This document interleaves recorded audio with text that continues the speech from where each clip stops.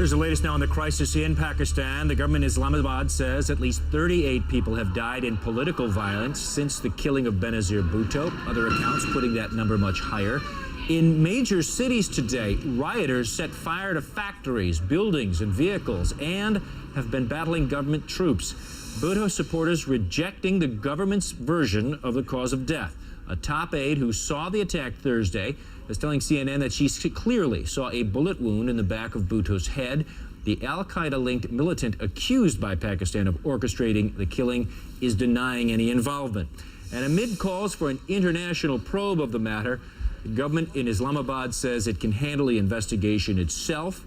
The White House calling on Pakistan today to investigate this killing thoroughly. So what are everyday and maybe more moderate Pakistanis saying in the wake of Bhutto's death? Sharmeen Obaid Shenoy, a freelance journalist, filmmaker, a native of Pakistan, is joining us now by phone from Karachi. What are you hearing and seeing? People are very confused about why Bhutto was killed and in the manner that she was killed, because the government's account is not matching the account given by the Pakistan People's Party or given by some of the doctors early on when her body had just been released. So people are bewildered why the government's version is not matching that of the Pakistan People's Party. What does the government have to hide is the question that's on everybody's minds. And of course, a lot of Pakistan People's Party supporters are frustrated that an international investigation is not taking place into the death of Ms. Bhutto. Ordinary Pakistanis here in the city of Karachi, of course, have other problems.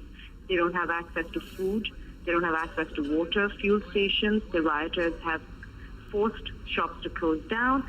So people are also worried about how they're going to go about their daily lives now that this political fallout has taken place.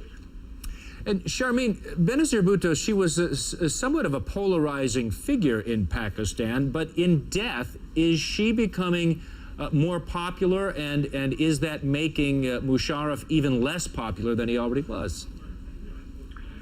Benazir Bhutto has always been a polarizing figure, you're right. And even in her death, actually, she has been a polarizing figure because there are a lot of people, especially amongst the secular majority here, who question her death and why she was playing with her life and in that playing with the country's future. Because if she had a bulletproof car, why was she out of the bulletproof car waving to the crowd? She had been addressing a crowd for the last 3 hours. She had exited safely. Why then did she play with her life, get out of the sunroof, and wave to a crowd? That is also a question that's on people's minds. They feel that she has cheated her own nation. And she knew the security risks that they were there. So a lot of people are questioning why she herself played with her life. Yes, that's a question I had almost immediately after it happened, because she was questioning the security being provided by the Musharraf government and yet seemingly flaunting the security right in the face of all of these people who came to the rally. There seemed to be very little security at all, that she put herself in this place. She did, and you know, there were 4 exits from where Ms. Bhutto left. And the exit that she left from, the back gate exit, had police over there, had her own private security entourage over there, and she had indeed exited the building. She had exited, she had gotten into her car, she should have left, because the morning's newspaper, the day she died, were full of stories about credible threats against Ms. Bhutto's life. And the fact that she was out there addressing such a large crowd, she herself knew. She was wearing a bulletproof vest. We could all see that when she exited the building. She knew, obviously, that she was a target, and that she put herself out there in many ways, because none of her security team could have advised her to come out of the sunroof and expose her torso and her head, which is a clear security breach. From your view on the ground there in Karachi, does this crisis pass, and do the elections take place on January 8th? I was out on the streets today speaking to a lot of people, and they were hoping that the elections take place because they want an end to this crisis. Pakistan has been embroiled in a crisis for the last 4 months. when it comes to the Chief Justice, and there were riots with the lawyers, and now this. And people just want an end because people's lives, businesses haven't been able to go on normally, and really Pakistan's economy and the people, the ordinary people, are suffering because of the political fallouts that have been taking place since very early this year. Thank you for joining us. Sharmeen Obaid Chinoy speaking to us from Karachi, Pakistan. We thank you for your insight, and we'll most likely be talking to you more through the coming days, Sharmeen. Thank you so much. Tonight at 8 Eastern, Pakistan plunged into uncertainty. The CNN Special Investigations Unit going beyond Bhutto's assassination and asking this question: has Pakistan become terror central? It's tonight at 8 Eastern here on CNN. When we talk about the whole U.S., Hillary Clinton leads the Democratic pack of presidential contenders, but in Iowa, she's in a three-way tie for first place. And this is one case where being second isn't a bad place to be at all. Let's crunch some numbers, shall we? CNN senior political correspondent Candy Crowley in Des Moines. Candy, why does second place matter, and how are the candidates trying to game it out? Well, you know, second place, first of all, means two things. That is, it's always been said that there are three tickets out of Iowa. That is, first place, second place, third place, when all the counting is done. But there's another thing, a second choice, that's really interesting on the Democratic side. If you have a caucus and you go in and stand up for a candidate, unless 15% of the people in that caucus, let's say for Hillary Clinton, if she doesn't get 15% of that caucus, that group of people has to pick someone else. They have to have a second choice. And then they could choose undecided, but they could go to another candidate. So the fact of the matter is that inside those caucuses, there are changing votes as the night goes on. And that obviously makes a difference. So while these candidates are campaigning, they're kind of eyeing each other's support, trying to figure out, listen, whose support, let's say Joe Biden at some point does not get 15% of a caucus in a precinct, he can then, you know, his people within that, let's say 10 votes, can go to other candidates. Now, when the Hillary Clinton campaign looks at this, they say, well, people who vote for Biden want experience. They'll naturally come to Clinton. The Obama people say, look, Hillary Clinton is the best known person in this state. If they wanted to go for Hillary, they already would. They're looking for something new, and that's Obama. So, you know, you can parse this a lot of ways, but it's why within those caucuses you go in and you have a second choice, because sometimes that really matters. This is something that's interesting about Iowa, because there appears to be a number of voters who haven't made up their minds yet. And it's such a personal involvement issue to go into these caucuses. Do undecideds really go into these living rooms without a knowledge of who they're going to vote for? And do they break one way or another? And how do they decide? Absolutely. I mean, I think there are a couple of things. I think there are people who are undecided right now that will make up their minds before they go into those caucuses. What's going to sway them? Well, that's why they're making these final arguments across the state, all of these candidates getting to as many places as they possibly can.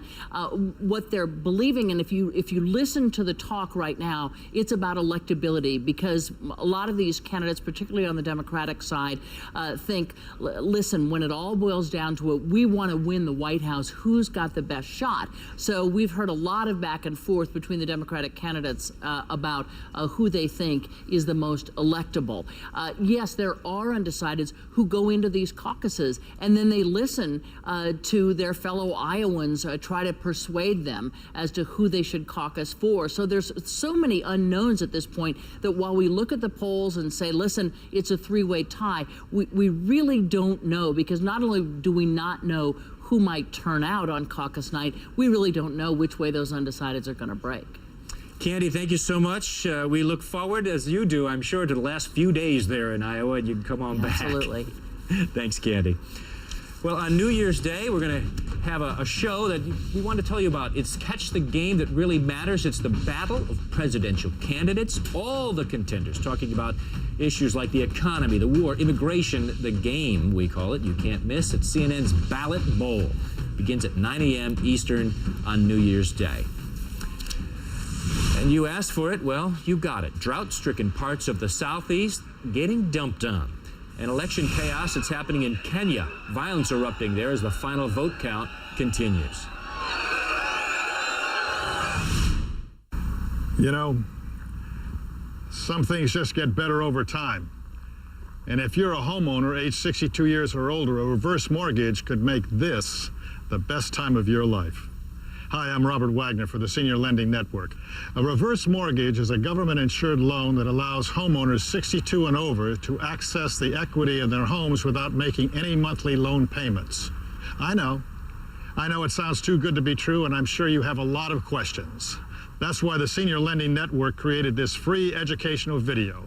It'll tell you all about government regulations, insurances and safeguards, costs and fees associated with reverse mortgage, differences between a reverse mortgage and a home equity loan, estate planning and inheritance issues, title retention and home ownership responsibilities, and much, much more. Plus, you'll have access to an improved Senior Lending Network specialist who can personally guide you through the entire reverse mortgage process and help you explore all your options. For your free video, all you have to do is call the toll-free number on the bottom of your screen. Over 1 million homeowners have already called the Senior Lending Network for their free video. And now, it's your turn. Now that we have the reverse mortgage, it has been like a weight off of our shoulders. The reverse mortgage has given me that assurance that I can stay in my home and enjoy it. So if you're a homeowner, 62 years or older, or if you want to help your parents maintain their financial independence, let me send you your free video right now. It really could make this the best time of your life. Call the Senior Lending Network now at 1-800-620-9649. That's 1-800-620-9649 for your free reverse mortgage educational video and information kit. Call 1-800-620-9649. That's 1-800-620-9649. Call now. Starting a new garden doesn't have to be backbreaking. Not when you have the Mantis Tiller Cultivator. It does all the hard work for you. The powerful two-cycle engine spins the patented tines deep into the soil. It cuts through the hardest clay and tangled weeds, yet maneuvers nimbly through the tightest spaces. Now get this amazing Mantis at huge factory direct savings. Plus, we'll give you this border edger free. Call now for complete information. Call 1-800-335-9236.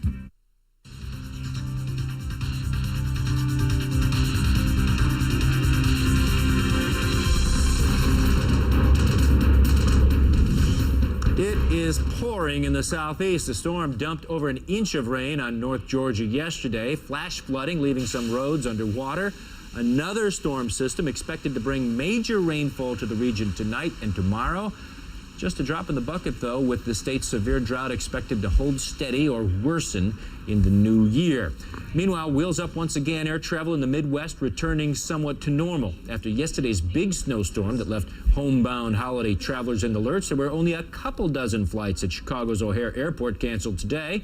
That compares with nearly 300 flights scrapped on Friday. Reynolds Wolf in the CNN Severe Weather Center. We really needed that heavy rain we got here in Atlanta, Reynolds, but still going to be a dry year at the end of the day. Huh? Oh, you're absolutely right. No question about it. I mean, in Atlanta, we need 1.26 inches of rainfall to avoid being the driest all time in Atlanta. But I'll tell you, even if we get that additional rainfall, it will still be one of the driest in recorded history.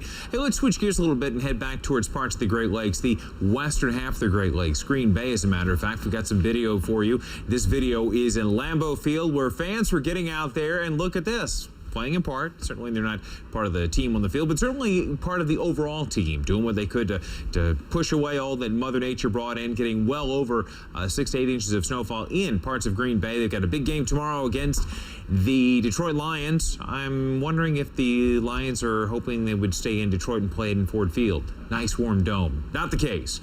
So certainly interesting to see how that all turns out. Hey, again, meanwhile, it's the southeast. We got the scattered showers that are coming through. Not done with the rainfall just yet. We've got a front that's coming through. It's going to pull up anchor, or rather drop anchor, become stationary.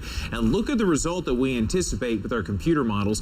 Some spots of Alabama and moving into Georgia could see well over an inch, maybe even 2 inches of rainfall back to Atlanta, into Birmingham. Not so much, but still, Auburn, Alabama could get some heavy rainfall there as well. Now we're going to shift our focus from the southeast more to the northwest, where we're seeing nice not just rain, but snow. Snow in the high elevations, parts of Mount Shasta, Northern California. We take you from that spot back up through Eureka along I-5 into Eugene, Oregon, even into Portland near Mount Hood. Some rain at the low elevations, high above Mount Hood. You're definitely going to see some snowfall there into the Cascades. Seattle, mainly a rain event for you, but farther off to the east, from Spokane back to Missoula, we're going to be seeing a combination of rain, sleet, and snow at the highest spots. Take a look at this, all your watches and warnings in terms of snowfall. Even a blizzard warning north of Idaho Falls along I-15 could get pretty heavy. All right, Drew, back to you. Those are real volunteers up there and shoveling out that stadium? I think they are our diehard fans, no question about it. I mean, I love football, but I don't know if I'd be out there shoveling like that. I think look those at this tough guy. guys should just sit on the snow. That's what we do at Bears Stadium. That's what I hear. You know, those Bear fans, they are hardcore. But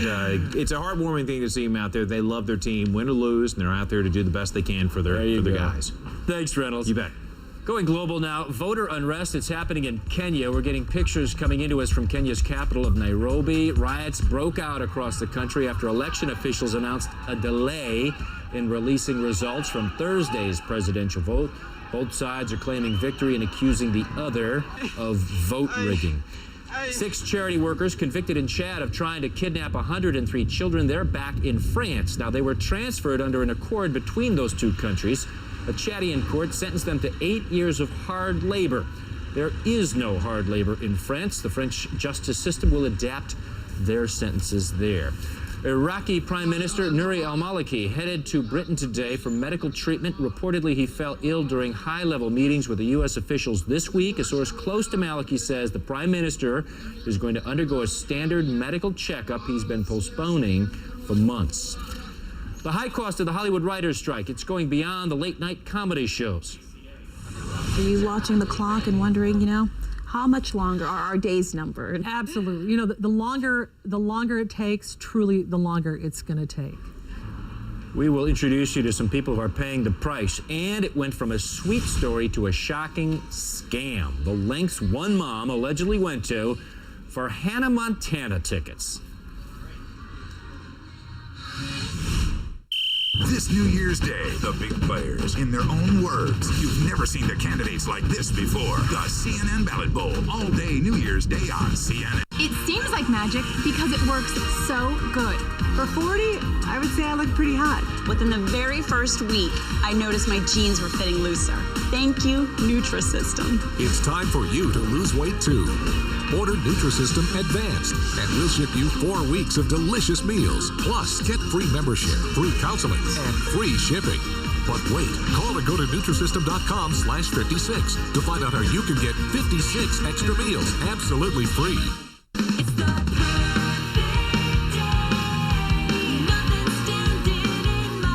Bring your imagination to life at Beach's Ultra All-Inclusive Family Resorts. Dancing and prancing and laughing with ease. Splashing and dashing whatever you please. From the Catch of the Day to Sesame Street Way. For those you adore, Beaches gives more. Book now, save 40%. Call 1-800-BEACHES or visit our website.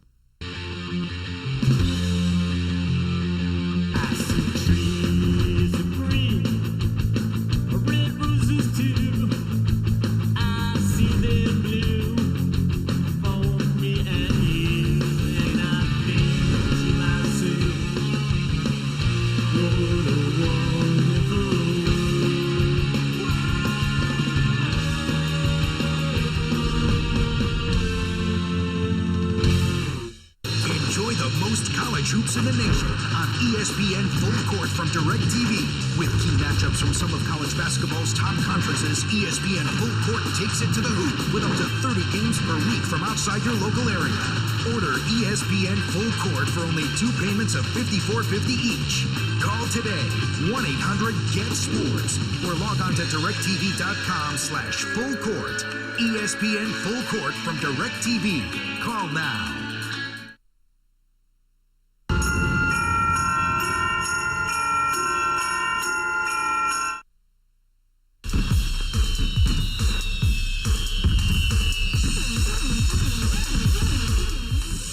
If you're tired of all the late-night reruns, we have some good news for you. The production company for David Letterman and Craig Ferguson struck their own deals with the Writers Guild. That means both shows will go back on the air Wednesday with full writing staffs and hopefully fresh material. No more pulling punchlines. The writers hit the picket lines back in early November, demanding a bigger share of revenue. Jay Leno, Conan O'Brien, and Jimmy Kimmel return to the air next week without writers. The writer's strike really smarts for people who depend on the TV and film industry. Economic losses said to be topping about $1 billion now. CNN's Corrine Winter reports writers and studios, they're not the only ones paying a price. American Gangster, The Great Debaters, Charlie Wilson's War. Well, tradition mostly. Highly acclaimed films now gracing the silver screen. You can credit many of the set designs to Hollywood's biggest prop houses, places like History for Hire, in the business of keeping Tinseltown in business while helping to drive Los Angeles' economy. These are all props that we used in Platoon. But owner Pam Elliott says they're feeling the fallout from the contentious writers' strike, a fight between writers and the studios over issues such as compensation for new media. Are you watching the clock and wondering, how much longer are our days numbered? Absolutely. The longer it takes, truly the longer it's going to take. What's most upsetting to me is that they're just not talking. Elliott says business is down by 40%. The prop house survived the last writer's strike in the 80s, but Elliott says now there's more at stake. 80% of their business comes from the studios. We had 18 employees. We had to lay off 6 employees at the very onset of it, so that was cut our payroll by 25%. We cut our overtime. They're not the only ones slicing salaries. Sherry Underwood of Jackson Shrub Supply showed us their overcrowded warehouse of floral arrangements that decorate famous sets. They've lost half their business. I just hope everything comes out okay. Because, like I said, this is the majority of our business is motion picture and television. They've got to get back to the tables. That can't happen soon enough. LA County officials say the 8-week-old strike has already cost the city at least $1 billion. The number goes up each week that the strike goes on. A lot of uncertainty because no new negotiations have been set. County officials say many restaurants, catering, and transportation companies are also suffering. Any business, really, that works closely with the studios. How much is this one? A handful of local prop houses held a recent garage sale just to earn a few extra bucks this holiday. That's so cool. Look at it. Knowing time is money. Hey, I may be poor, but I've got my pride. And since contract talks have collapsed, there's no telling when the next paycheck will come in. Corrine Winter, CNN, North Hollywood. A Hannah Montana ticket contest turned upside down after organizers found out a mom made up the winning story credited to her 6-year-old daughter. Byron Harris of affiliate WFAA explains how the scam fell apart. Club Libby Lou stores across the country sell rock star dreams. Little girls who walk in are sprinkled with fantasy dust and make a wish. To help them become more like Hannah Montana, girls can get secret celebrity makeovers. And when a 6-year-old Garland girl came in with her mom, she was presented with a surprise makeover. Then came an even bigger shock. Her essay won her 4 tickets and airfare to a Hannah Montana concert. Priscilla Ceballos did most of the talking for her daughter. She laid out a tragedy of a father killed in Iraq, an Army sergeant named Jonathan Menjivar of Garland, who died on April 17th of this year. But for those who sadly track local Iraq casualties, that was an unfamiliar name. A check with Department of Defense records showed that no one of that name was killed in Iraq on that day. In fact, no one of that name has died in Iraq. The mother would not talk about it. Your husband, there's no person that was killed in action. I don't need. There was no such person. I don't Pentagon. need to be. It's a Hannah Montana tour pack. Club Libby Lou sponsored the essay contest. The company now says the statement about the father killed in Iraq is false. They say they never dreamed of having to do background checks on essays from little girls. Can you believe that? Club Libby Lou says the Hannah Montana prize is now going to another little girl, and they've declined to name the new winner. What goes around comes around. You do the right thing, it balances out. A good story for you. Better than Antiques Roadshow, we've got an amazing case of a good garage sale karma. You might never look at used, beat-up old file cabinets the same way again. 50 shares of this. Larry, it's time we got more life insurance. I've been looking. I can't believe how much it can cost. Mm-hmm. We don't need $1 million policy, just enough to help with the bills we'll leave behind. They're the loans and the credit cards and probably medical expenses, too. And I hear the average funeral costs more than $6,000. We really need more life insurance. Sure do. But where can we find affordable coverage at our age with your health? It's not a problem. We belong to AARP. Whether you're looking to supplement an existing policy or buying protection for the first time, you cannot be turned down for AARP Guaranteed Acceptance Life. You never have to visit a doctor or answer any health questions. If you're an AARP member between the ages of 50 and 80, your acceptance is guaranteed for up to $15,000 in affordable lifetime protection. With this plan, rates never increase just because you grow older. You can't be singled out for a rate increase. What's more, this insurance is yours to keep even if you live to be 100. And the AARP life insurance program is endorsed and monitored by AARP. No wonder so many people over 50 turn to the program to get the coverage they need.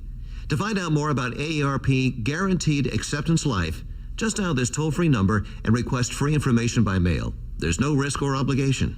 Receive a free Easy Clip on radio just for calling. Call 1-800-915-2032. Not an AARP member? We'll tell you how to join. Call 1-800-915-2032. Thanks to the AARP life insurance program, we can get life insurance without a medical exam or a big price tag. That's right. All we have to do is pick up the phone. Oh, don't bother. I already called and got this free information by mail. Call now for free information and a free gift. Call 1-800-915-2032. New Year's Day, CNN's Campbell Brown goes inside the ruthless world of political attack ads. If you hate them so much, enough to make you sick, then why do they work so well? Broken government, the campaign killers. CNN New Year's Day, 7 p.m. Eastern. Closed captioning hours provided by Renewin, the only supplement for joint care and energy. Introducing Renewin, the only intensive release supplement for joint care and energy. Renewin with glucosamine and chondroitin improves joint comfort, joint mobility, and boosts energy. Renewin in stores now.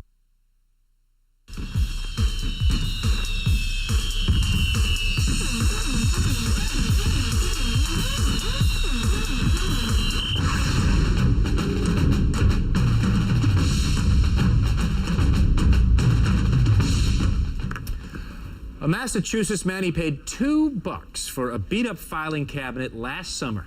Just a few weeks ago, he finally looked inside and made a grand find. Actually, more like a 100 grand find. Here's Michelle Relaford from affiliate WHDH.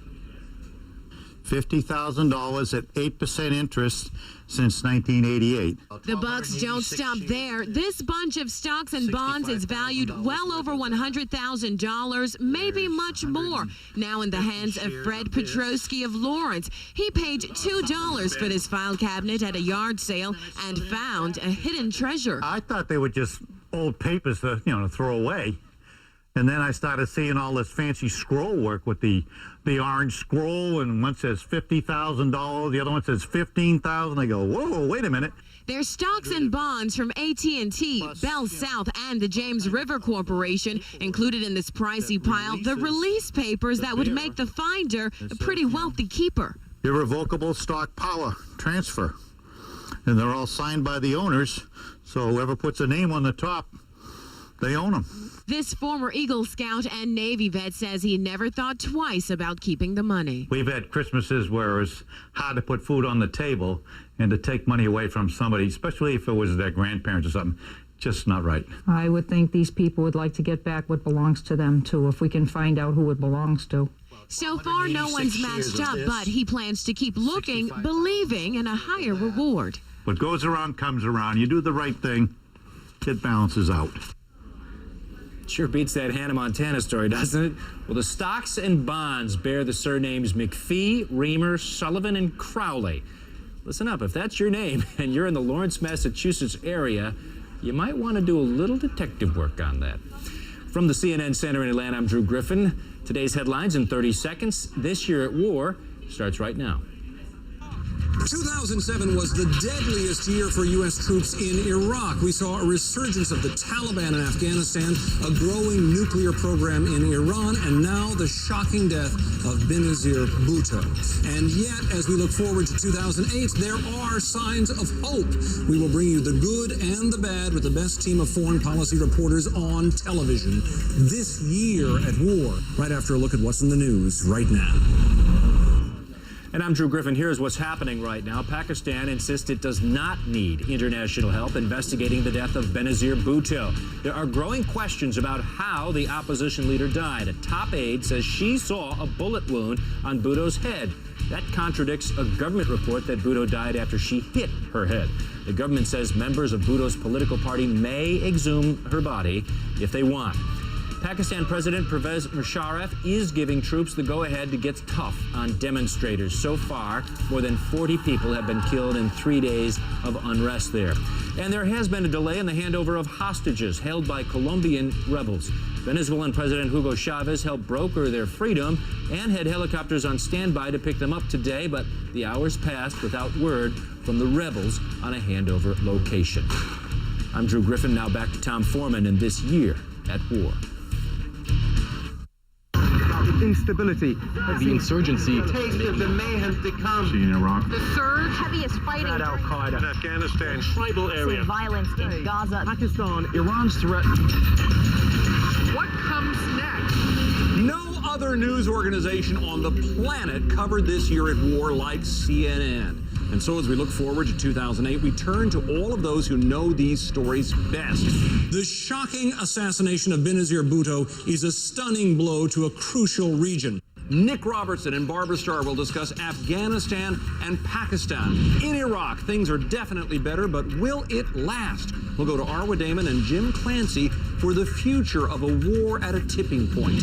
Iran was a mixed picture, a strong nuclear program, but intriguing indications of maybe a willingness to cooperate. Anish Rahman and Zain Verji look at whether negotiations or bunker buster bombs are in the offing there. This year saw few major terrorist strikes, but was that just luck? We'll ask Paula Newton and Kelly Arena whether terrorism will return in 2008.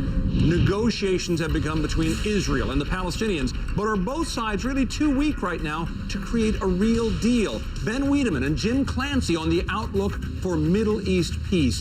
And here in Washington, the battle between the White House and Congress led to few, if any, real results. Bill Schneider and Ed Henry will tell us if there's any hope for an end to gridlock in 2008. The best reporters in the business look forward to 2008 in a special program This Year at War. I'm taking the risk in facing the dangers in my country because I believe that all the children of Pakistan are as dear to me as my own children. And that risk hit home late this week as an assassin struck down former Pakistani Prime Minister Benazir Bhutto. We're in Atlanta to update our year-end discussion of the year at war because of the significance of this tragic death on both nuclear-armed Pakistan and neighboring Afghanistan, where thousands of U.S. troops are battling al-Qaeda and the Taliban. Joining me, CNN senior international correspondent Nick Robertson is in Switzerland. Pentagon correspondent Barbara Starr is, as always, at her post there, and John Voss is in Karachi, Pakistan. John, let me start with you. We've heard so much reporting on the details over the weekend of what happened. Let's look at the big picture right now.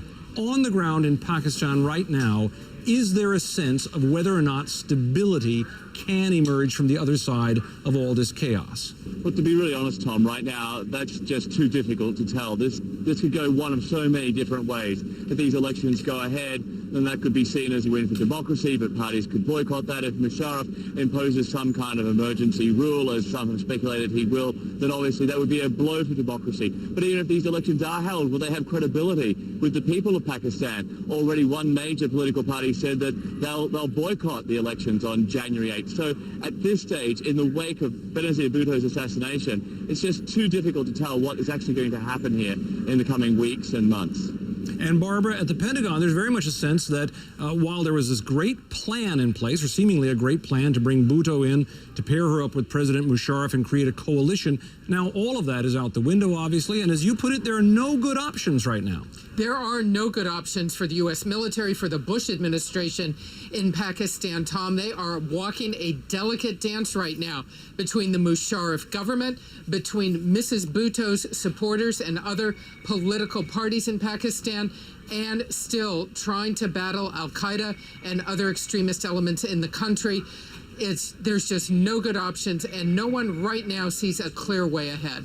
Let's take a look at the timeline of the year and how we reached this point. Way back in March, the Chief Justice there was suspended by President Musharraf, and that enraged democratic activists in Pakistan. In July, the Red Mosque was stormed. Dozens, maybe even hundreds of Islamic radicals were killed there. That enraged Islamic fundamentalists. In October, Bhutto returned as part of a political deal that had been largely brokered by the United States.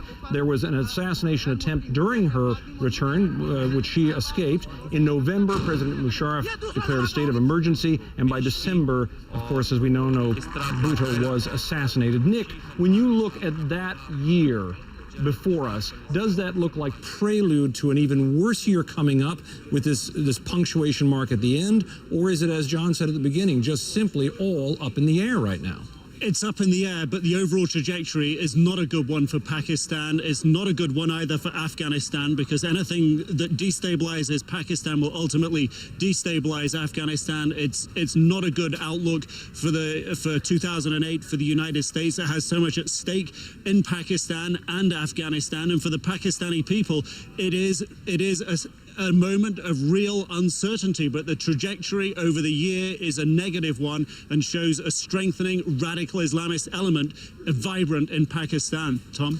Barbara, with the concern for all of the U.S. troops who are in Afghanistan now and the situation there right now, the Pentagon, as I understand it from your reporting, is looking very hard at the general whom President Musharraf appointed as the head of the army as maybe being a force that can be relied on in the midst of this turmoil. Well, you know, within hours of this happening, there was a lot of talk here about this man, General Ashfaq Kiani. He is the new head of the Pakistani army, and it is the Pakistani army indeed that basically controls the country, that is the major security force in Pakistan. Even before the assassination of Mrs. Bhutto, key U.S. military commanders had reached out to General Kiani, trying to deal with him. That he is a man they think they can do business with to get the Pakistani army much more in the mode of counterinsurgency, getting out in the field, going after al-Qaeda, going after extremist groups. This is what the U.S. wants to see happen. They know that Pakistan has become a growing safe haven for al-Qaeda, and they think the Pakistani army has to be the force to really deal with that. And yet, John, on the ground there, I would think the Army has to tread somewhat lightly at this point. Well, very much so. For the Army, this is a very difficult situation. It is the most respected institution in this country. And in many ways, their popularity is slipping along with the popularity of President Musharraf. He may have stepped down as general, but he's still living in the Rawalpindi garrison house. He still really hasn't cut all his ties with the military. So in many ways, as his popularity dives in this country, he's dragging the army down with it. Nick, one of the concerns from the Pentagon and from U.S. officials was that the military should not be seen as utterly, overtly just taking over the running of everything. It should be the police forces, security forces trying to secure things. Why would that matter at this point? It would matter because it's a matter of public perception in Pakistan that people can put their faith in the military, that they are independent of the political process, although they very much want to be part of the political solution in Pakistan, and important for Pakistan's international image. One senior Pakistani general that did go for counterterrorism training in the United States, who was a key figure in the Northwest Frontier province, where so many of these radical Islamist elements are getting stronger. When he returned from that training, he was posted by the government, by the military, to somewhere completely different in Pakistan that doesn't have relevance for his counter-terrorist training in the US. And it's acts like that that undermine confidence in the direction that the army is going in Pakistan, Tom. Very briefly, John, what do we need to see in the next couple of weeks to make the situation get better there? What would be the biggest sign or the thing we're looking for? Well, I think what we're already seeing at the end of the week, when we saw the army on the streets taking control, stopping the rioting, stopping the looting, reassuring words coming from the government that the elections will take place on January 8th. We're still waiting to see if that will, in fact, be the case, but essentially trying to restore calm, trying to restore order, while also trying to make those moves, at least in a very public way, trying to make those moves back towards the democratic process. If that continues, then just maybe things will improve here. And Barbara, quickly, if you can, what about the question of the nukes? Pakistan does have nuclear weapons. Is there a sense now from the Pentagon that they are secure? Officially, it's always the same answer, John. Officially, the nuclear weapons are secure. The most loyal elements of the Pakistani army are in charge of them. But with the instability in Pakistan, if General Musharraf were to fall from power of leading the government, all bets could be off. There is a good deal of concern. Thank you very much, Barbara, Nick, and John as well. Next, a look at Iraq, where, as Jim Clancy reported, 2007 brought at least a glimmer of hope to a war-weary population. Iraqis, weary of sectarian strife, argue all of the militias are out of control. Some hope that just as al-Qaeda lost its support, the militias too will see their safe havens disappear, whether they're in sectarian strongholds or the government. TV down, please. Do you sometimes disturb others when you watch TV? Oh, just a minute. Does that have to be so loud? Tired of people asking you to turn the volume down? Now there's Listen Up, the personal sound amplifier that lets you turn the volume up for yourself without turning the volume up for everyone else. It turns ordinary hearing into extraordinary hearing. Look, it's smaller than a credit card, yet so powerful, you can hear a pin drop from across the room. Just insert the earphones and adjust the volume. It's that easy. Now you can enjoy TV programs even late at night, or listen to your favorite music without disturbing anyone. Use Listen Up at sporting events, and you'll hear all the action. Ready? Or listen in on the quiet sounds of nature. With this handy device, you'll never miss another word at lectures, movies, shows, or even church. And it's a great way to keep an ear on the children when they're out of range. Hey, wait for me! Ideal for the outdoorsman, too, because it lets you hear the wildlife before it hears you. I don't have a problem hearing, but at nights when I want to listen to TV, I can use my Listen Up, and I don't disturb anybody, and I can hear it better. We've used it going to church. We've used it at meetings. We like to go to the town meetings, and it's been great for him that he's not always nudging me, saying, "What did he say? What did he say?" So it's been wonderful and a great product. Other sound amplifiers sell for up to $100, but call now and you can get Listen Up for only $14.99. With Listen Up, you can enjoy TV programs or listen to your favorite music without disturbing anyone. That's right, you get the Listen Up personal sound amplifier for the incredible price of just $14.99. This offer is not available in stores, so call now. To order Listen Up, have your credit card ready and call 1-800-306-5400. That's 1-800-306-5400. Call now.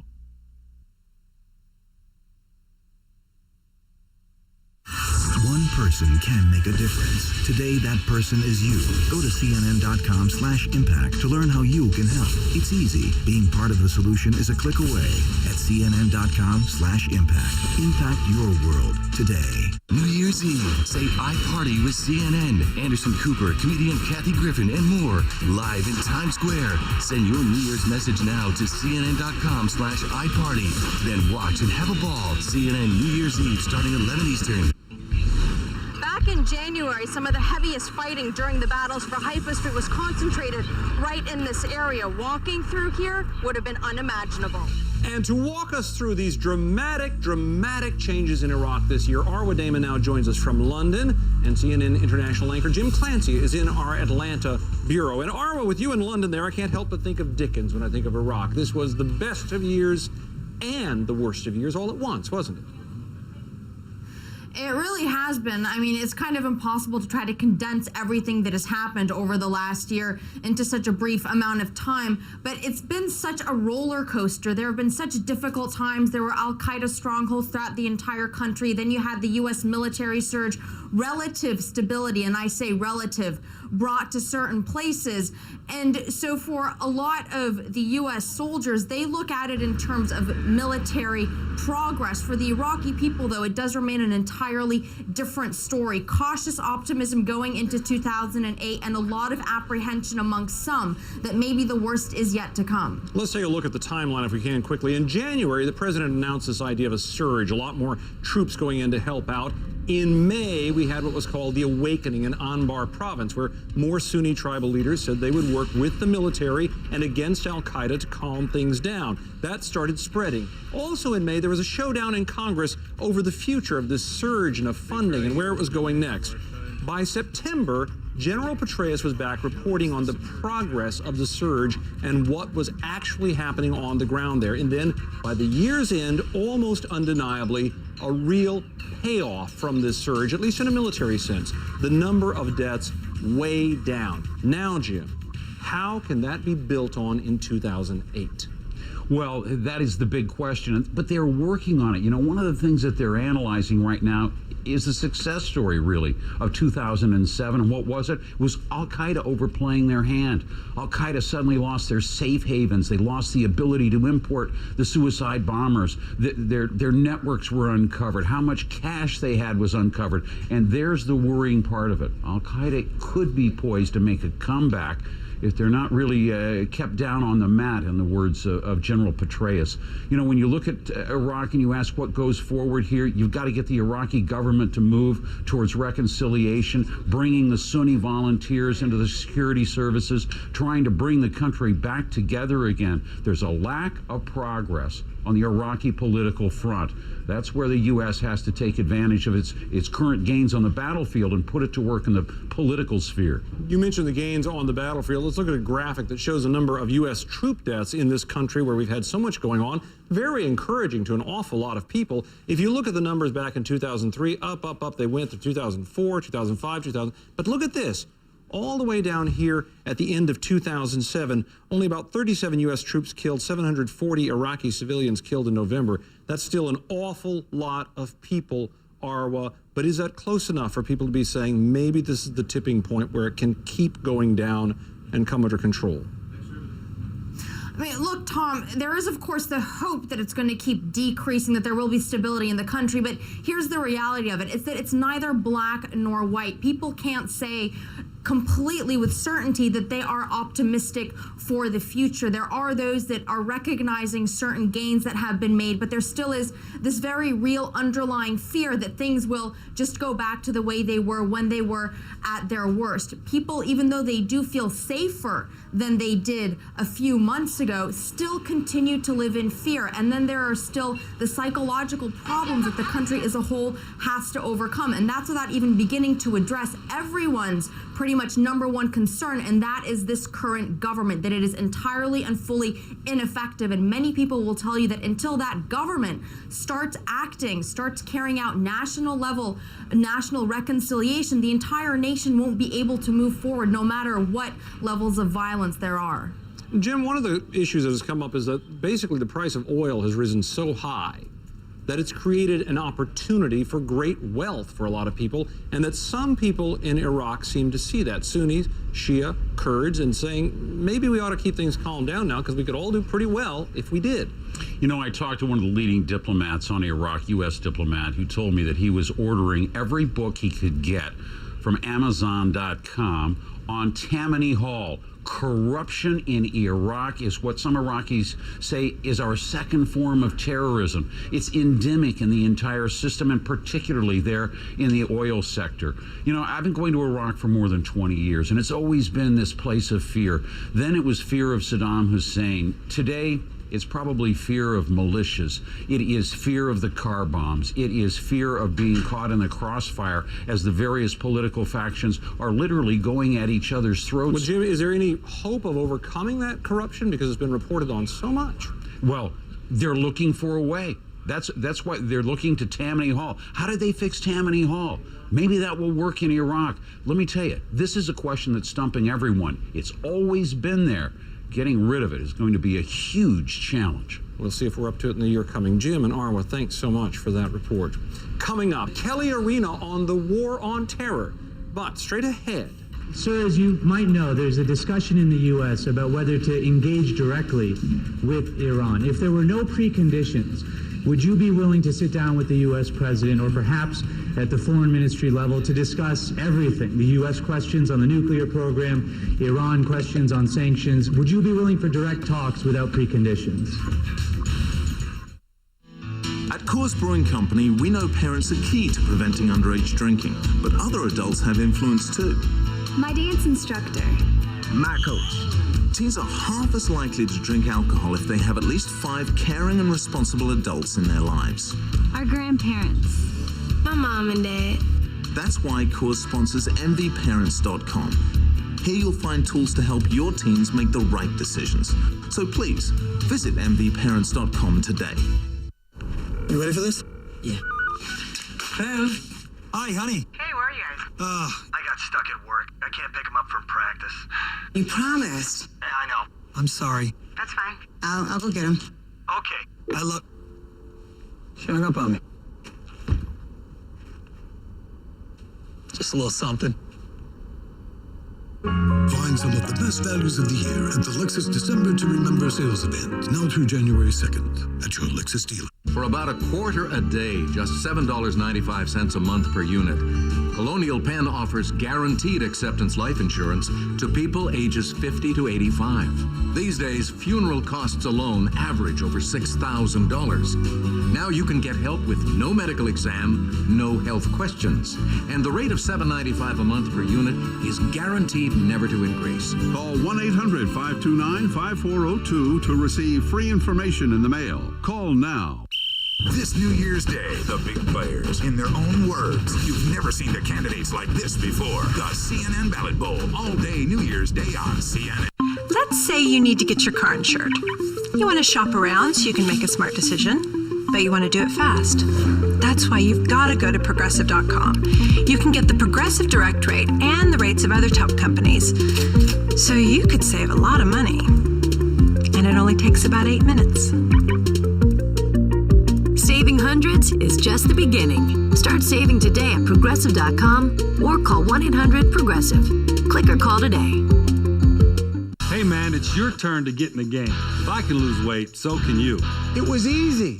The weight started falling off and I started feeling great about myself. Losing never felt so good. It's time for you to lose weight too. Order Nutrisystem Advanced, and we'll ship you 4 weeks of delicious meals. Plus, get free membership, free counseling, and free shipping. But wait, call or go to Nutrisystem.com/70 to find out how you can get 70 extra meals absolutely free.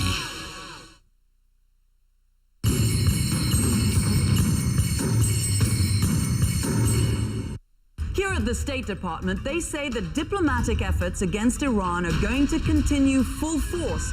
And now to discuss these very contentious relations between the U.S. and Iran, we have CNN State Department correspondent Zain Verji with us, and in Cairo, Anish Rahman, who's probably spent more time in Iran this year than any other broadcast journalist. So let me start with you, Anish. In the coming year, should we expect stepped up or stepped down confrontations with Iran?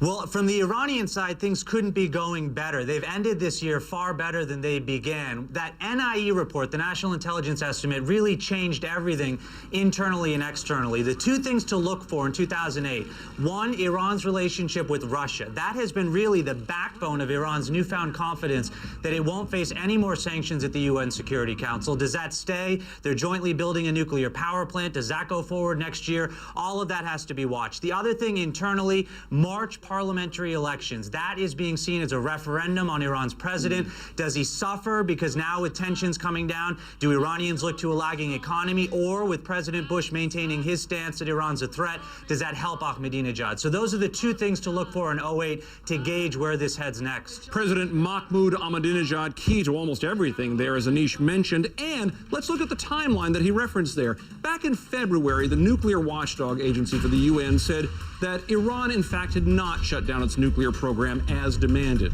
At the same time, the United States was accusing Iran of having a much greater role of sending weapons and support into Iraq to disrupt things there. By April, Iran was saying that it had stepped up its nuclear development, enriching uranium to what they called an industrial scale. In October, after two different sets of international sanctions seemed to have no effect on this, the United States said it would launch its own unilateral hits against Iran in economic terms. And then in December came out that NIE report, the National Intelligence Estimate, which said back in 2003, Iran had really shut down its nuclear weapons program, in part because of international pressure. Zain, this seems like a back and forth all year. One moment, Iran saying we're moving forward, but only for peaceful power. The next minute, indications maybe there's something else involved. What does the State Department make of this? Well, the sense really is, from the U.S. side, is that the State Department has been a little bit schizophrenic in the way that it approaches Iran. On the one hand, tightening the screws with things like sanctions, increased pressure on Iran, sanctions on the Iranian Revolutionary Guard Corps, unilateral sanctions from the United States on Iran, saying, we don't want to do business with any banks and we don't want the rest of the world to do business. On the other hand, the U.S. is flirting a little bit with Iran, holding face-to-face talks with the Iranians about Iraq, in Iraq. So they know that they need the Iranians, but the U.S. is really playing both sides, carrot and stick, and hoping that that will help push the Iranians in some way to the table. But it's very difficult to assess whether that strategy will be successful. Anish, there does seem to be some kind of backroom movement on all this, because late in the year, these little feelers out there indicating that perhaps Iran is backing away from Iraq a little bit. Yeah, we've seen that in terms of at least evidence of a decline in attacks, although U.S. military personnel say they haven't noticed a dramatic drop in terms of what they say is Iranian influence in Iraq just yet. But in a broader sense, this is a moment Iran seems keen to seize following that NIE report. We saw at the latest press conference near the end of this year that I was at, the third I've attended with the Iranian president, a markedly subdued tone. He was remarkably conciliatory. He was given a number of opportunities, baited by journalists to rally against the West. He chose not to. So either of his own accord or at the direction of the supreme leader, Iran is starting to tone down the rhetoric on its side as well. After that report, a cascade of events in the region. For the first time, an Iranian president attended a gathering of Sunni Arab states, the GCC. For the first time, an Iranian president was officially invited to attend the Hajj in Saudi Arabia. For the first time, Iran is really speaking of broad cooperation with U.S. allies, Sunni Arab states in the Middle East. So Iran doesn't see itself as rising anymore, but sees itself as having arrived and is starting to act accordingly, Tom. And is that a sense that the State Department sees that the crest of this regional growth of power for Iran has now been reached, and now it is either stabilizing or falling off?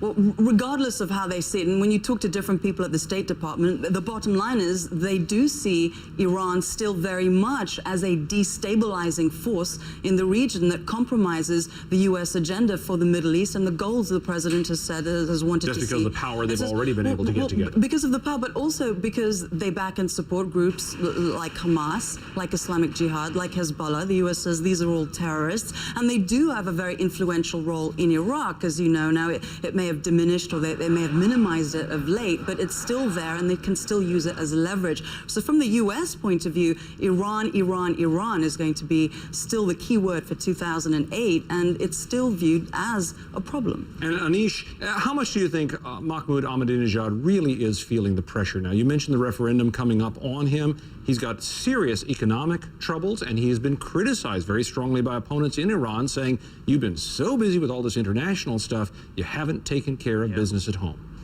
Well, it's interesting. I was there in and around this report being released. Leading up to it, there was remarkable growing criticism within Iran about the president, about his tactics. There's near uniform support for Iran's right to nuclear energy, but moderates, reformists have said, look, the president's statements have added to the fear over Iran's intentions.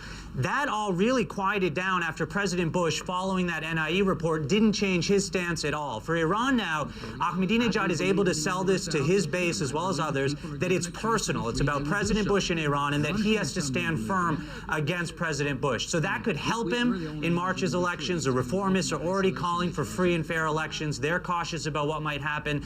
At the moment, it looks like his supporters may do well because President Bush hasn't changed his stance. But it's again, up in the air, and we'll have to wait and see what happens. We will see. Anish, Zain, thanks so much for being here. Straight ahead, the war on terror. 2007 was a year where we all learned that Al-Qaeda was more powerful in many countries than we ever thought before. One example, North Africa. This spring, militants released this stunning video, a step-by-step show and tell of how suicide bombers prepared for another devastating attack that killed 33 people in Algiers on April 11th. It is also the handiwork of Al-Qaeda, determined to create an Islamic State in North Africa, now infused with hundreds of battle-hardened Algerian guerrilla fighters and emboldened by its branding and tactics.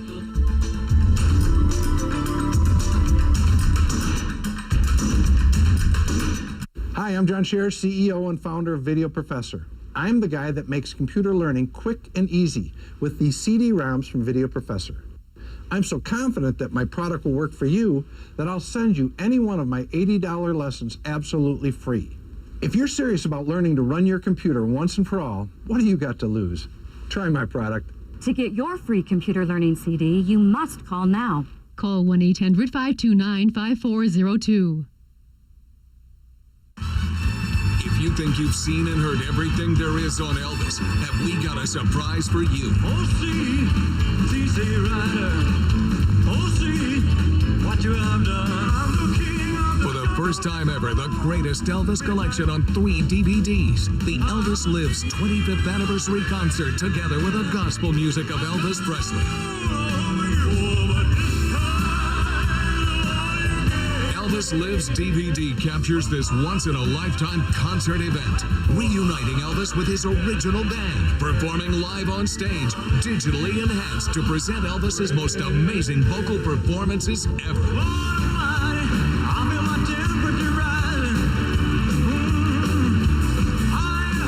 This special TV offer is not sold in stores, and all 3 DVDs are authorized by Elvis's estate and feature over 5 hours of music, performances, and never-before-seen interviews. Call now for the greatest Elvis collection on 3 DVDs. Elvis Lives, together with the gospel music of Elvis Presley.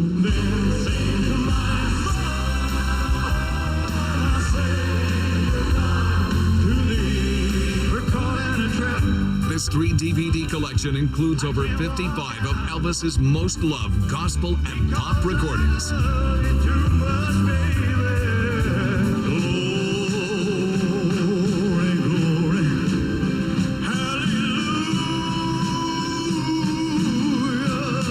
Discover never-before-seen footage and personal stories that take you behind the scenes of Elvis's career. To order the greatest Elvis collection, 3 full-length DVDs, including Elvis Lives and Elvis Gospel, for just 2 easy payments of $24.98 plus $5.95 shipping and handling. Call or order online. Rush delivery available.